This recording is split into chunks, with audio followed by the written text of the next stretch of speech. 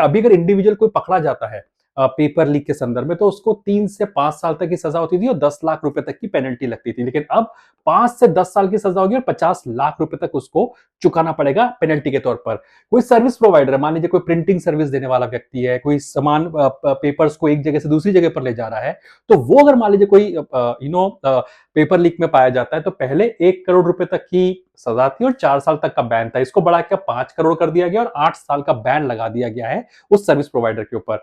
Director level का बंदा, senior management का व्यक्ति अगर पहले पेपर लीक में पकड़ा जाता तो उसको 3 से 10 साल तक की सजा थी और 1 करोड़ रुपए तक का फाइन था। अब उसे बढ़ा के 5 से 10 साल कर दिया है, 5 करोड़ रुपए तक का फाइन उस पर लगाया जाएगा।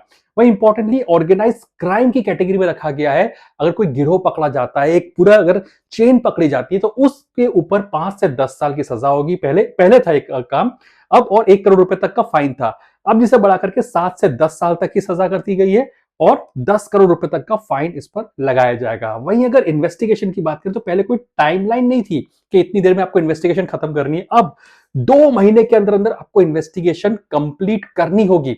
इसमें स्टेट पुलिस इन्वॉल्व होगी, जो स्पेशल टास्क फोर्स है उसका भी गठन किया जाएगा। पहले कोई टास्क फोर्स की जब तक बात की जाए, तो जनरल जो पुलिस वाले होते थे, जनरल जो लॉ एनफोर्समेंट वाले होते थे, वो आ जाते थे और वो पेपर लीक की छानबीन किया करते थे। लेकिन अब स्पेशल टास्क फोर्स होगा इस पेपर लीक की समस्या को रोकने के लिए, और जब क्राइम हुआ है तो कैसे उसको इन्वेस्टिगेट किया जाए उस बात पर।